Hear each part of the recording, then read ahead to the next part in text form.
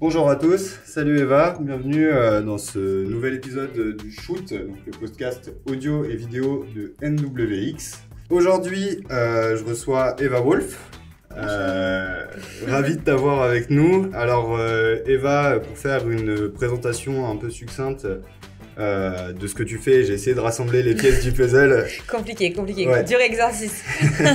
T'as commencé en tant qu'agent immobilier après ton bac. T'as fait en parallèle de l'événementiel, ce qui t'a donné en 2015 l'envie de te lancer dans l'événementiel. C'est ça, ouais. Ma première entreprise, Ouais. Wolf Event. Donc là, t'avais 20 ans. Ouais, à peine, ouais. Puis crise du Covid. Tu deviens digital nomade. Tu bouges Ouais. beaucoup, tu fais du freelance. C'est ça. Je découvre le monde du web, le monde de la tech. Ouais. Et je me spécialise en marketing digital, du coup. Plus en marketing opérationnel, parce que finalement, l'événementiel, c'est du marketing opérationnel. On est là pour promouvoir des marques, pour faire des inaugurations, montrer tout plein d'aspects. En fait, l'événementiel, moi, j'étais vraiment spécialisée dans les événementiels pour professionnels. Donc, c'était vraiment plein de services différents. Enfin bref, du coup, marketing digital, maintenant, je fais des sites internet et de la communication digitale. Donc, depuis 3 ans. Et qu'est-ce qui te fait passer justement de ce truc d'événementiel au digital? Qu'est-ce qui te fait vraiment... Tu kiffais déjà avant le digital? T'avais déjà... Ça a été vraiment par hasard. Déjà, quand j'ai créé Wolf Event en 2015, c'était pour aider un commerçant. Moi, j'habitais dans le centre-ville de Rouen. Comme tout le monde le sait, au centre-ville de Rouen, il y a énormément de commerçants. Et il y avait un commerçant en fait, qui voulait fêter l'anniversaire de son entreprise, donc de son restaurant. Et il avait des problèmes financiers, il avait du mal à finir les fins de mois. Et vu qu'il me voyait, moi, très fêtarde, la voisine, tout le temps avec des copains ou des copines à la maison, il m'a demandé de l'aider en fait à créer cet événement-là pour augmenter son chiffre d'affaires. Donc j'ai fait 1 événement, 2 événements, 3 événements, bref, ça s'est un peu enchaîné. J'ai fait une 20aine d'événements dans l'année, ça a été vraiment très vite en termes de bouche à oreille. Et donc... au final, le digital, ça a été un peu la même chose quand il y a eu la crise sanitaire. Tous mes clients que j'avais déjà à l'heure actuelle dans l'événementiel m'ont fait un peu un cri d'alerte. Eva, en gros, c'était d'où en fait pourquoi ma société actuelle s'appelle Ask Wolf. C'est que en fait, on m'a toujours ask quelque chose. En fait, on m'a toujours demandé de l'aide quand ils en avaient besoin. Ouais. Et donc, le Covid a fait que je me suis formée sur les sites internet vitrines, les sites e-commerce, donc les click and collect. C'était beaucoup la mode pour les restaurateurs, en fait. La mode, c'était une nécessité. Ils pouvaient pas ouvrir, il fallait qu'ils survivent. Ils avaient des charges à payer, ils n'avaient pas forcément les aides de l'État directement. Et donc, c'était, Eva, qu'est-ce que tu peux faire pour nous? Je dis, je sais pas, apparemment, on fait des click and collect, donc je vais voir si je peux faire un click and collect. Okay. Et puis, pareil, en fait, 1, 2, 3, et j'ai enchaîné les sites internet pendant 1 an. L'entreprise, donc, elle a explosé. Tandis que d'autres, chacun son truc. Moi, ça a explosé à ce moment-là parce que le web et parce que la circonstance a fait que j'ai eu énormément de demandes. Ouais. Et c'est là que j'ai changé de statut, donc que j'ai créé ma SASU. Ok. Qui s'appelle donc Eva Wolf Inc. Incorporation. Donc ça, c'est en 2022. C'est ça, en 2022, ouais. Donc qui devient Ask Wolf? Ask Wolf, ouais. Elle a enfin trouvé un nom, parce que j'ai mis longtemps à comprendre qu'en fait, ça allait plus être moi, mais une agence. Ouais. L'envie de créer une agence digitale et une agence digitale collaborative pour travailler justement avec plein de personnes partout dans le monde en instantané. C'était vraiment une volonté que j'avais depuis plusieurs années, depuis le voyage aussi notamment. Donc ouais, c'est parti pour l'aventure de Ask Wolf. Ben, c'est pour ça que je te reçois aussi un peu aujourd'hui, on en parlait tout à l'heure.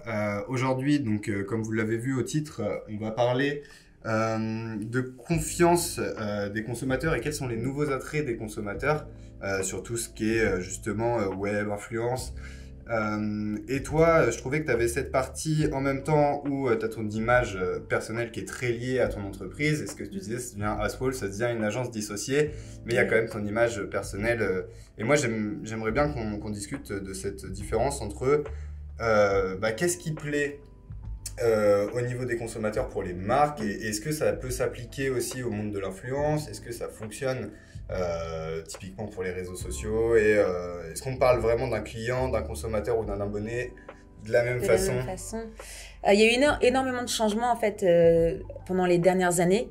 C'est qu'à l'époque, quand on faisait du marketing, on allait faire du marketing pour la marque, pour l'entreprise, pour l'entité.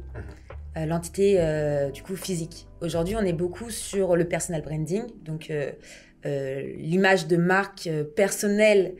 Pour faire un peu la traduction pour ceux qui ne connaissent pas ces termes-là, l'idée c'est de mettre en avant vraiment le côté humain.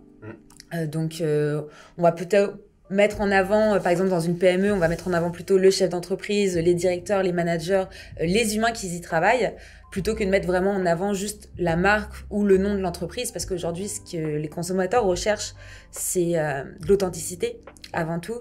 L'authenticité, la transparence, et on le voit, moi, les clients que j'ai dans le e-commerce, aujourd'hui, les clients, ils ont plus la même façon de consommer. Avant d'acheter un produit, ils vont se renseigner sur la marque, ils vont se renseigner sur la créatrice ou le créateur de cette marque, et ça va être acheter plutôt des valeurs plutôt qu'un produit. Donc ça, voilà, ça c'est très présent dans le e-commerce, et dans voilà, les entreprises qui font plutôt de la vente de services, ça va être vraiment mettre ce côté personal branding, donc mettre en avant les humains de son entreprise pour mettre encore une fois en avant les valeurs en fait. Donc tout est autour des valeurs, la transparence, montrer comment ça se passe dans notre entreprise, montrer les backstage en fait, les behind the scenes si on peut dire. Comment ils produisent, ça peut être des agriculteurs, ça peut être même des commerçants, ils vont montrer comment ça se passe en cuisine. Enfin, on voit vraiment beaucoup de choses, et aujourd'hui on est dans un monde qui consomme pour le coup, qui consomme beaucoup de médias, beaucoup de vidéos, beaucoup de contenus. Ils ont envie de... Tout va vite en fait, tu swipes toute la journée, et eux ce qu'ils voient, ils veulent des choses réelles surtout. C'est ça la grosse différence aujourd'hui que j'ai pu voir moi, parce que ça va faire 8 ans que je me suis lancée. En 8 ans, c'est vrai que la demande client a totalement changé, de par les consommateurs qui ont une façon de consommer différente. Ouais, déjà en cette période-là plutôt restreinte, parce que 8 ans quand même, c'est pas énorme pour un changement, tu vois. Et pourtant, il se passe plein de choses. Est-ce que toi, déjà, avant d'être dans le marketing en tant que consommatrice, tu avais des marques comme ça que tu refusais un peu d'acheter, ou alors, est-ce qu'à l'époque, justement, c'était pas du tout dans le... Est-ce que tu as des souvenirs de trucs comme ça, ou c'était pas du tout dans les esprits? En fait, à l'époque, on était beaucoup moins informés. Aujourd'hui, parce que 8 ans, peut-être que c'est peu, mais il y a 8 ans, c'était à peine la sortie de Facebook. Il n'y avait même pas Instagram, il n'y avait pas TikTok, il n'y avait pas Snapchat, il n'y avait pas tous ces réseaux sociaux-là. Donc moi, quand j'ai commencé dans l'événementiel, je faisais mes événements sur Facebook, quoi. Enfin, tu vois, où j'allais encore coller des affiches sur les vitrines, je donnais des flyers, tu vois. Aujourd'hui, les flyers, c'est interdit. Enfin, bref, c'est des choses un peu, interdit. On est en train d'enlever tout ce qui est prospectus et tout ce qui est, toutes ces choses-là dans les magasins. Enfin, bref. Donc oui, à l'époque, les personnes étaient beaucoup moins renseignées. On n'avait pas cette possibilité d'être autant renseigné, il n'y avait pas les réseaux sociaux, il n'y avait pas toute cette visibilité-là, et donc les personnes faisaient beaucoup plus confiance. Il y avait encore très peu d'arnaques sur Internet, c'était tout le lancement d'Internet, moi j'ai grandi dans les années de Microsoft, tu vois. C'était les premiers Windows, 95, 98, il y avait encore Wanadu, tu vois, tu mettais 4 heures à te connecter à Internet, et aujourd'hui en fait toute cette proximité fait qu'il y a beaucoup plus de dangers, il y a beaucoup plus d'escroqueries, donc les gens sont beaucoup plus regardants. Mais non, à l'époque, il n'y avait pas tout ça. T'achetais sur Internet, t'étais pas regardant. Est-ce que pour toi, maintenant, il y a des marques qui jouent encore autant sur la vérité?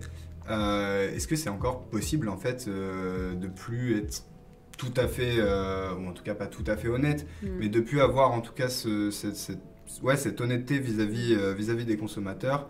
Est-ce qu'on peut encore s'en sortir comme ça, ou maintenant ça a totalement changé et ça sera cramé entre guillemets quoi qu'il arrive? Ouais, on peut toujours s'en sortir. L'escroquerie, il y en aura toujours, ça a toujours existé, que ce soit via Internet, que ce soit via papier. Enfin, à l'époque, on se faisait démarcher par des vendeurs de fenêtres et ils nous mettaient des taux à 10% au lieu de 0. Enfin, il y a toujours eu de l'escroquerie d'une manière ou d'une autre. Mais ce qu'il y a aujourd'hui, c'est que vu qu'on est beaucoup plus... on a plus de connaissances de ces dangers-là, il y a d'autres dangers qui se créent. C'est un peu boule de neige. À l'époque, par exemple, il n'y avait pas de carte bleue. Quand les cartes bleues ont existé, les gens ils avaient peur au début de payer. Presque personne n'avait des cartes bleues. Aujourd'hui, presque personne a du cash, en fait. Donc, tu vois, il y a tous ces changements numériques avec des nouveaux risques. Aujourd'hui, tu peux recevoir des SMS ou des copies conformes d'emails du ministère, alors que c'est totalement une escroquerie, quoi. Enfin, du coup, en fait, Les escrocs s'améliorent, tu vois. Les escrocs... Ouais, les escrocs s'améliorent. Mais ils évoluent comme nous, en fait, on évolue avec le numérique. Donc après, dire que les clients aujourd'hui se font pas arnaquer, si, ils se font toujours d'une certaine façon, mais c'est pas volontaire des ouais. Et puis les vraies entreprises. marques, pour avoir de la confiance, vraiment pour... tu vois, elles vont facilement... je trouve qu'il y a cette partie où effectivement, sur des plus petits trucs, tu parlais du mail, des plus petites niches, effectivement, là, ils vont pouvoir jouer sur ça, et puis tu vois, ils vont toucher une personne par une personne. Je pense qu'une grosse marque maintenant a fait un coup de com' un peu douteux, c'est très vite perçu. C'est ça. Et justement, on parle de hoax marketing, et on en entend parler en ce moment, ce terme qui revient. Pourtant, certaines marques misent tout sur la transparence, c'est ce qu'on en voit. Est-ce que tu penses qu'il y a aussi de la fausse transparence? Est-ce que tu penses qu'il y a... en tout cas, quelque chose de bien pensant qu'ils essayent de mettre en place. Oui, il y en a toujours, et c'est pour ça que le gouvernement se bat aussi pour que tous les sites internet aient des mentions légales, qu'il y ait des conditions générales de vente, voilà, toute cette partie juridique, administrative sur les sites internet. Les RGPD, c'est encore autre chose, c'est d'autres spécificités de cybersécurité. Ouais. Mais tout ça aide en fait les consommateurs à se faire moins piéger. Après, ça n'empêche pas. À l'époque, c'était beaucoup la mode du dropshipping. Ouais. On achetait en Chine, on faisait croire que c'était fait en France et puis on revendait ça. Je dis je ne l'ai pas fait, mais il y a eu énormément de personnes qui ont eu ce genre de pratique. Aujourd'hui, le dropshipping, il n'y en a presque plus. Parce que les gens, ils savent pertinemment que ça vient de Chine et ils ne vont pas aller acheter un produit 50 €.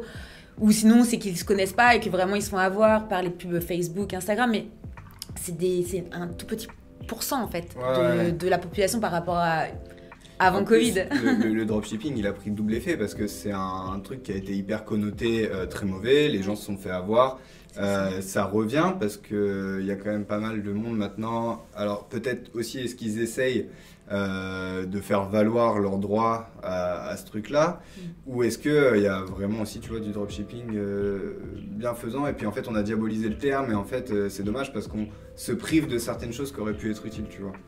Après, le dropshipping, c'est quand même acheter. Au final, c'est juste acheter et revendre ouais. à un prix plus élevé, finalement. Sauf qu'aujourd'hui, il y a, justement, si on reparle des consommateurs, c'est qu'ok, ils attendent que les entreprises soient authentiques, transparentes sur leurs produits, où est-ce qu'ils achètent les produits, où est-ce qu'ils sont assemblés, enfin, que ce soit dans l'alimentaire, que ce soit dans l'industrie, peu importe le secteur d'activité, les gens ont envie de savoir. Maintenant, on ne peut pas empêcher quelqu'un d'acheter à bas prix et revendre à plus cher. Sur quoi on combat, en fait, surtout, c'est de dire c'est français, alors que non, c'est juste fabriqué en France et que les produits, ils ont été exportés de partout dans le monde pour être assemblés en France. Donc, quand je redis, donc, transparence, honnêteté, mais à côté de ça, ils veulent aussi tout ce côté écologique. Les consommateurs, ils sont de plus en plus éthiques et ils attendent surtout la nouvelle génération. Ils achètent en voulant acheter convenablement avec et qu'il n'y ait pas d'abus d'humains dans certains pays qu'on a pu voir avec des produits basiques, hein, ça peut être de la sauce tomate que tu achètes en supermarché. Il y a tellement de choses derrière certains produits, des histoires qu'on ne connaît pas. Ouais, là il y a un sondage de Bazaar Voice, là tu vois, j'ai le chiffre juste ici qui dit qu'il y a quand même 72% des consommateurs qui se fient à la réputation d'une marque avant de s'engager. C'est un taux énorme, ça veut dire qu'ils se sont fait avoir pendant très longtemps, qu'on le sait, et qu'il y a eu vraiment un changement qui s'est opéré, et comme tu disais, les consommateurs sont de plus en plus éthiques. Par contre, il y a aussi la facilité d'accès à vendre un produit, qui est de plus en plus rapide. C'est plus simple, tu vois, je trouve que maintenant de mettre un produit en ligne, et puis il y en a plus, et puis il y a plus de demandes, mais il y a toujours plus de besoins aussi. Est-ce que tu penses qu'il y a quand même certains de ces services qui peuvent se passer de la fidélisation client tellement ils vendent, et tellement, si tu veux, la masse de produits vendus est petite, par exemple sur Amazon, sur des revendeurs est-ce qu'ils ont quand même besoin de cette image de marque ou On dit toujours qu'un client coûte moins cher de le garder que de l'acquérir. C'est-à-dire que si tu ne mets pas un système de fidélisation client dans ton cycle de vente, il y aura forcément un moment où tu perdras de l'argent.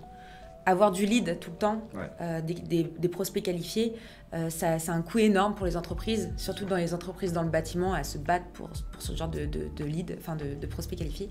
Je ne vais pas faire de franglais dans cet épisode. Et c'est vrai que on le voit dans les taux, dans la publicité, c'est beaucoup plus simple de toucher des personnes qui te connaissent déjà ou qui sont déjà abonnées à toi ou enfin au compte de l'entreprise, hein, j'entends.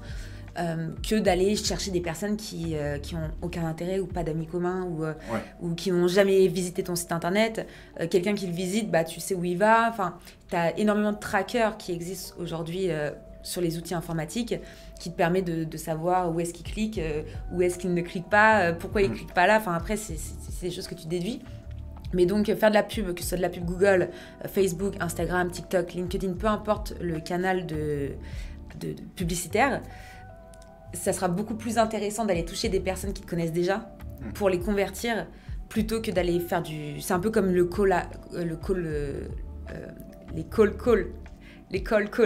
appels froids. Okay. Tu vois, quand tu fais de la prospection téléphonique. Ouais, ok. J'ai switché complètement, mais c'est la même chose en fait. Tu fais de la prospection téléphonique, si le gars te connaît ou il connaît quelqu'un avec qui tu as travaillé, directement le contact il est fait. Ouais. Tu vas pas aller dire oui, bonjour, je vends, bam, le mec il te raccroche au nez en fait. Ah, mais j'appelle de un tel. Il a direct, il fait tilt. Ah ouais, vous connaissez, tu vois. C'est un peu, tu vois, c'est des techniques de vente après, mais donc la fidélisation vraiment, faut vraiment miser limite dessus. Vos clients, faut les chouchouter. Faut faire en sorte qu'ils restent chez vous en fait, et pas que parce que vous êtes sympa, parce que vous leur faites gagner de l'argent ou vous leur offrez des choses. Si c'est des produits que vous vendez. À la fin de l'année, envoyer un bon cadeau ou envoyer quelque chose supplémentaire qui leur fera plaisir, c'est super important. Il y a des marques qui ont totalement arrêté de se soucier de cette image et qui disent la vérité sur on fait du dropshipping, on n'a pas forcément la qualité recherchée. De toute façon, tu vois, je pense à des sites AliExpress où tout est... voilà, on le sait et on n'a pas besoin de mentir spécialement sur la qualité ou alors les mensonges sont gros. Il y a aussi des entreprises qui jouent un peu sur le mensonge pour l'éthicité, tu vois, et qui préfèrent des fois admettre un petit mensonge plutôt qu'on voit la vérité de ce qui se passe derrière l'entreprise. Est-ce que c'est justement...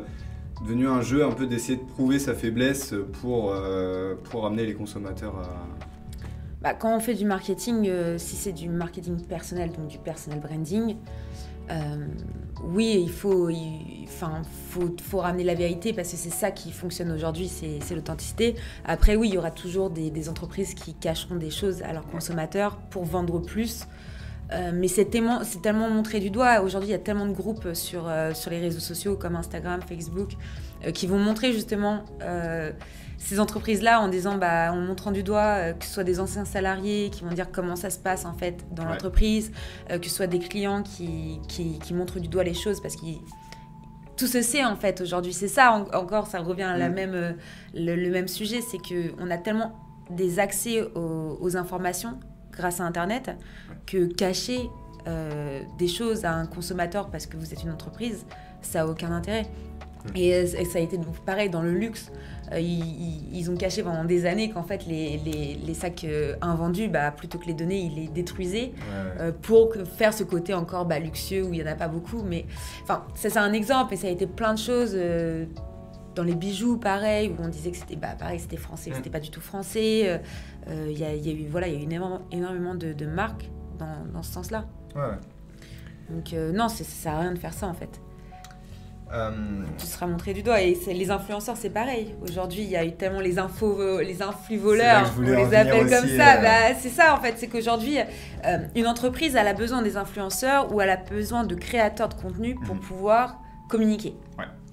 On va préférer aujourd'hui de prendre un petit créateur de contenu qui a peut-être entre 10 000 et 100 000 abonnés, plutôt que de prendre une influenceuse qui a 1 million d'abonnés, parce que elle va coûter plus cher, elle va bâcler le travail, et puis peut-être qu'elle aura la moitié en faux abonnés, et ça on ne le saura pas dans les statistiques, alors que quelqu'un qui a 10 à 100 000, mais où leur communauté est super active et impliquée, ça sera beaucoup plus simple pour une entreprise de faire passer sa publicité par cette personne-là. On retrouve aussi beaucoup, ça s'appelle des UGC. Donc ça va être de la publicité générée par l'utilisateur. Et ces publicités-là, en fait, ça peut être des personnes lambda comme toi, comme moi. On appelle avec un visage peu connu nationalement. Et on va payer, je sais pas, 30 €, 50 € la vidéo pour faire une présentation d'un produit, comme si c'était un client, en fait, sauf qu'en fait, c'est pas un vrai client. Donc, c'est pas vraiment mentir, mais c'est utiliser un humain pour faire une publicité, en fait. Et après, on fait de la publicité avec ces personnes-là. Donc voilà, il y a vraiment trois secteurs. Et il faut revenir aux influx voleurs, justement. Pareil, ça a tellement été montré du doigt. Aujourd'hui, ils ont des condamnations énormes. Il y a Shona Event, tout le monde en parle. Aujourd'hui, c'est le sujet de conversation parce qu'en plus, elle vient de se marier. Et donc, oui, il y a forcément des entreprises qui vont en compatir. Il y en a qui ont fermé, il y en a qui ont été montrées du doigt. Il y en a qui doivent des millions d'euros d'amende auprès du gouvernement ou auprès de consommateurs. Mais voilà, c'est un peu... qui se joue ce pic en fait. Donc si t'es pas honnête, à un moment donné, moi je crois beaucoup aux énergies, au karma, genre si t'es pas bon avec les gens, t'auras forcément un jour en fait où ça reviendra à ta figure, tu vois. Ouais, et puis on en parlait aussi tout à l'heure avant de lancer le podcast. Toi, donc, tu as vraiment sur le storytelling, ton storytelling à toi, qui est lié à ton branding et à ce qui vient avec. Les influenceurs, tu penses qu'il y en a qui peuvent espérer survivre à long terme en n'étant pas 100% honnête avec leur commu, sachant que, comme tu me disais, pour les marques, on s'en rend très vite compte pour les marques. Les influenceurs, ça peut être, j'ai l'impression, plus facile à cacher. Et pendant très longtemps, ils peuvent être un peu pas escrocs, mais c'est pareil, dire être un peu bien pensant. Toi, tu mets aussi, je trouve, et ça que je trouve cool, en avant les moments où ça va pas. Tu mets les moments en avant où ça va pas, où tu as galéré, où tu as arrêté, repris des projets. Ils le font pas tous. Est-ce que pour une marque, va y avoir un vrai intérêt d'aller voir des gens qui ne mettraient pas ces choses-là en avant, ou encore une fois, justement, la marque va vouloir... Il y a plusieurs choses dans ce que tu viens de dire. Pour rester sur les influenceurs, c'est super important normalement qu'ils soient transparents avec leur communauté, parce que c'est cette communauté-là qui leur fait gagner leur pain, en fait. Parce que sans cette communauté-là, ils n'auraient pas de placement de produits, ils n'auraient pas de marque qui les accompagnerait ou des partenaires. Enfin, peu importe... Tout ça, c'est lié à leur communauté, en fait. Donc, mentir à sa communauté pour en tirer des bénéfices de sa communauté, ça n'a aucun intérêt. Après, le gouvernement, encore une fois, se bat contre ça. Maintenant, on doit bien mettre sponsorisé ou publicité quand on parle d'un produit et qu'on est payé à parler de ce produit-là. Il y a beaucoup de produits aussi qui sont interdits. Tout ce qui est crypto-monnaie en France, c'est interdit d'en parler ou d'en faire la promotion. Tout ce qui est produits santé ou soi-disant ça a des miracles incroyables. Ça, pareil, il y a eu des affaires il y a peu de temps là qui ont été... Attends, il y en a qui arrivent encore...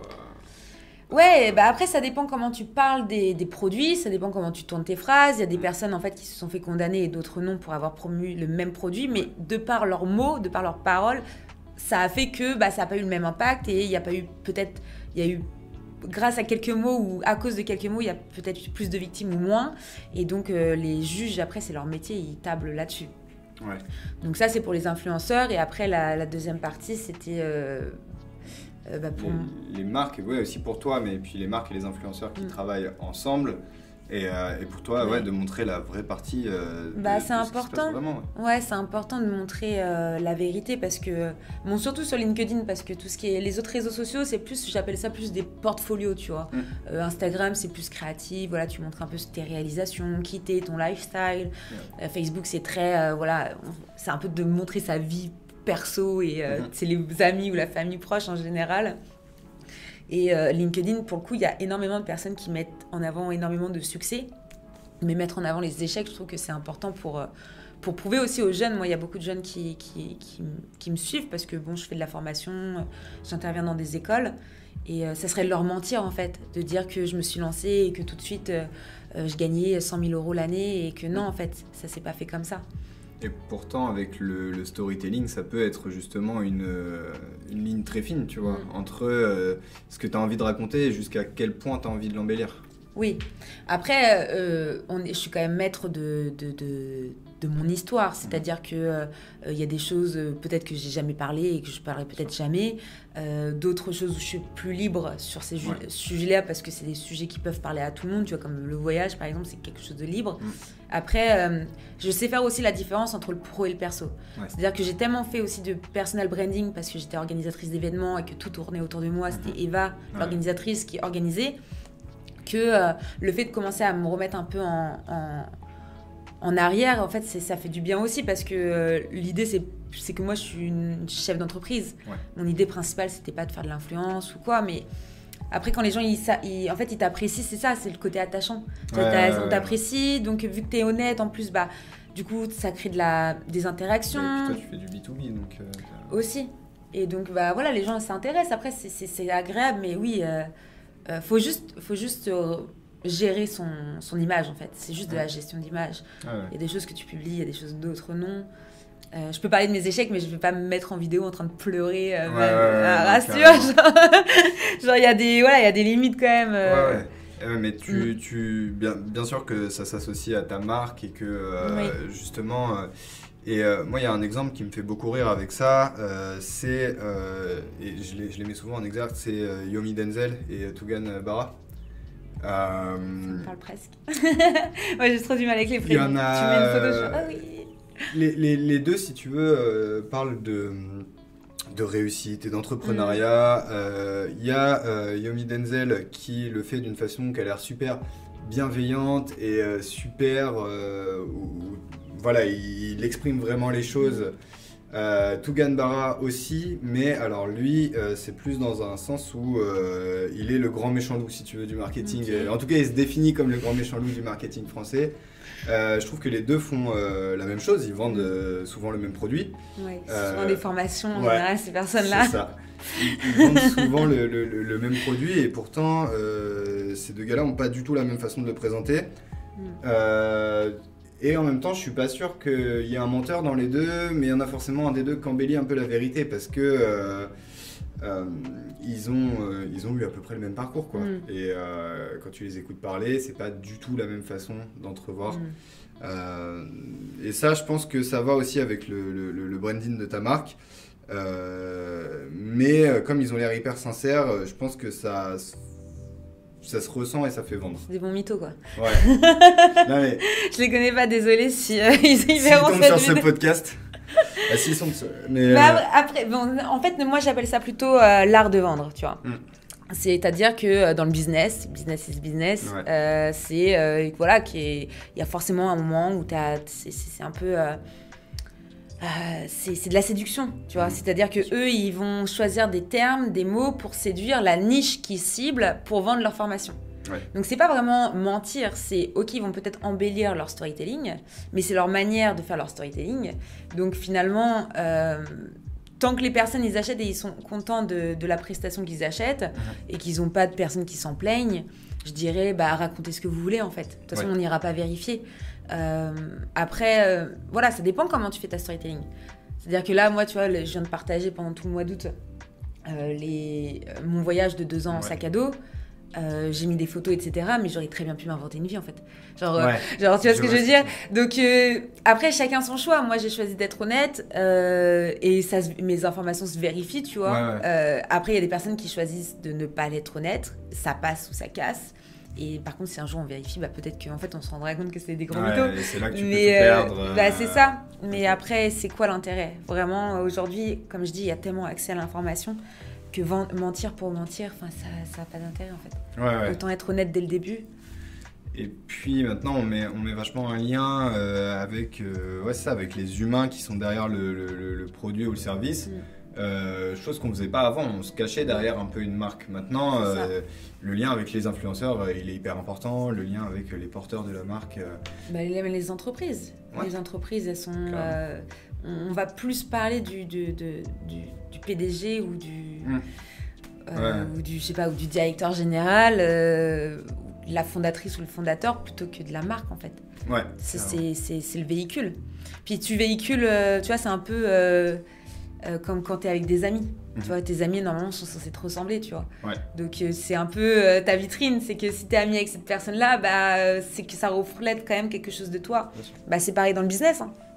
Si tu fais des partenariats avec certaines marques et pas d'autres, déjà, tu montres les valeurs. Si tu acceptes de travailler avec certaines marques, c'est qu'elles ont des valeurs que tu acceptes, en fait. Il y a aussi l'exemple, tu vois, d'un mec qu'on voit un peu partout en ce moment, c'est Oussama Ammar, qui a explosé. Les gens savent qui il est, savent ce qu'il a fait aussi. Il a quand même créé la plus grosse licorne française, tu vois. Donc forcément, les gens savent qu'il y a un fond de vérité et en même temps, il dit beaucoup de choses, il parle beaucoup, ce qui fait beaucoup douter et en même temps, ça intrigue les gens qui se demandent limite comment il fait pour être un aussi bon menteur et comment il fait pour vendre autant, tu vois. Et justement, c'est ce qui le fait vendre.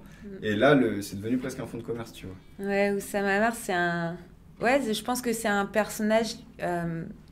il est lui, il gère très bien son image et il gère très bien même ses invités, tu vois. Il va prendre des invités un peu polémiques parce que c'est ça qui fonctionne chez lui. Et il l'a bien compris. En fait, il se sert des haters parce qu'il a compris que ces haters, demain, ça sera des abonnés ou ça sera des potentiels clients.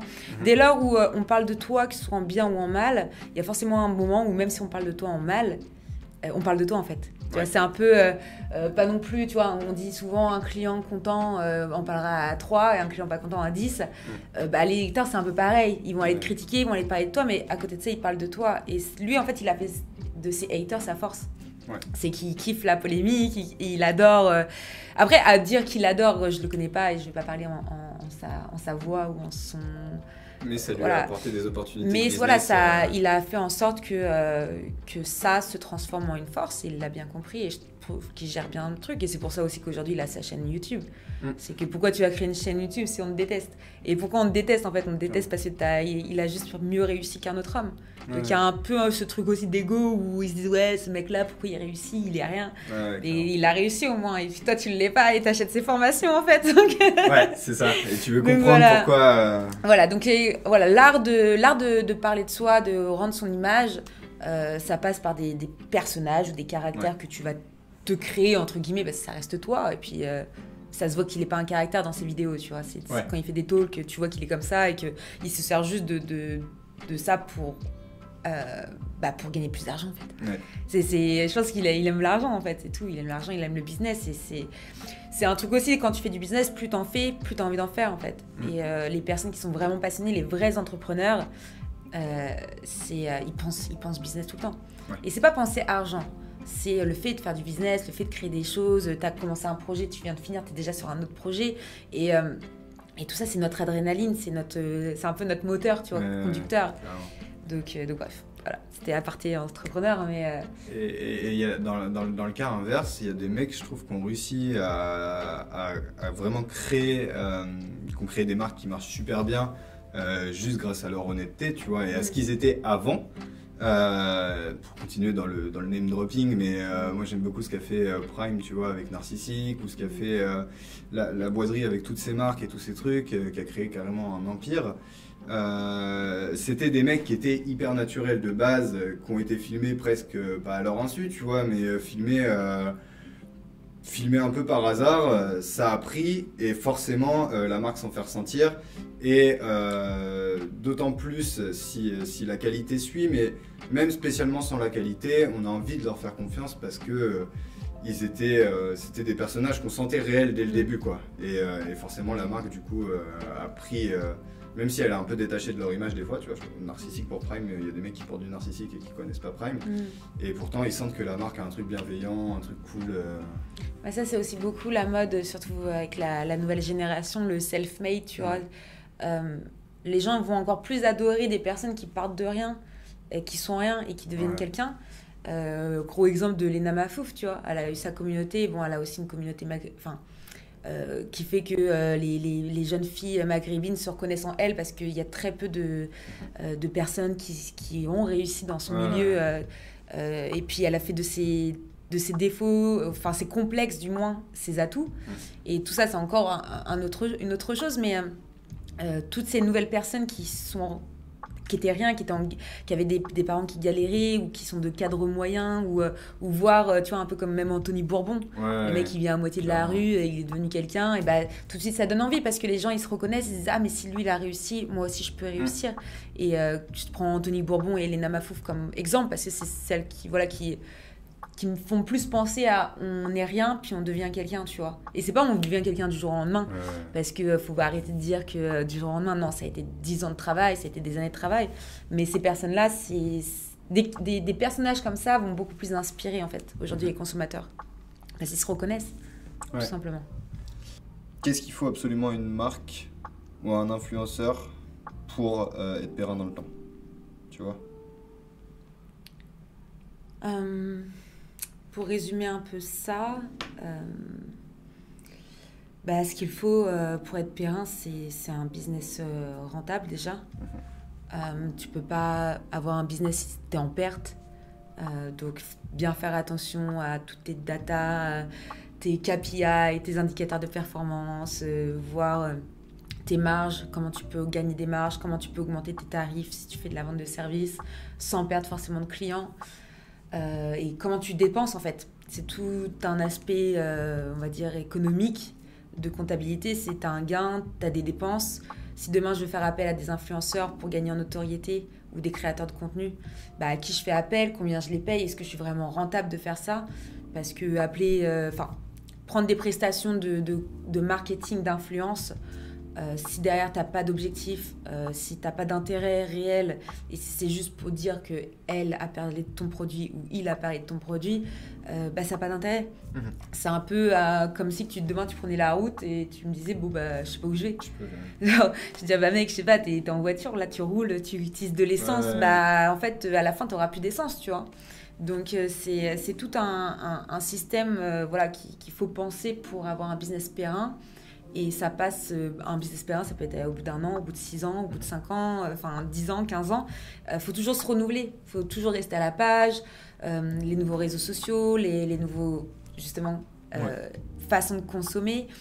Comment montrer ses valeurs d'entreprise, comment gagner en notoriété, plus que juste gagner en abonnés, parce qu'aujourd'hui, des abonnés, ça veut rien dire. Tu peux avoir 100 abonnés et faire 100 000 € de chiffre d'affaires par mois, comme tu peux en avoir 1 million et d'en faire 10 000 par mois, tu vois.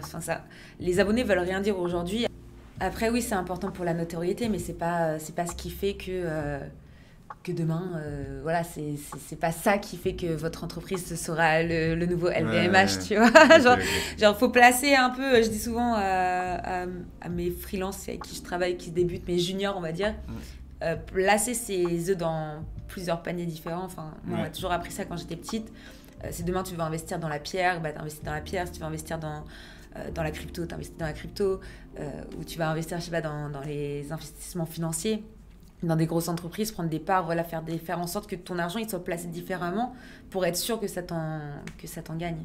Okay. Et voilà, pareil dans le business, pour le marketing, pour le web, pour tout en fait. Faut être stratégique et rester à la page, surtout. Ok. Merci beaucoup, Eva. Merci à toi. La suite de ton actualité, là, on peut te retrouver sur YouTube déjà. Ouais. Tu animes un podcast aussi qui s'appelle I am the boss, du coup, où j'invite des boss à parler de leur expérience et donner des conseils actionnables, on va dire. Et donc oui, sur LinkedIn, Facebook, Instagram, par téléphone, sur Google, voilà, ou dans la rue pour ceux qui sont en Normandie. Voilà, tout moment est bon pour papoter et échanger. Ok. Et les prochaines étapes pour toi, Aswolf, qui continue. Aswolf, la création de la filiale aux États-Unis, à Austin, Texas. Donc grande nouveauté pour la fin d'année 2023. Et on espère que les Français viendront me rendre visite à Austin, à Texas, mais ça, j'en fais pas de doute. Donc voilà, gros changement pour 2024. Ok, super. Merci beaucoup. Merci à toi.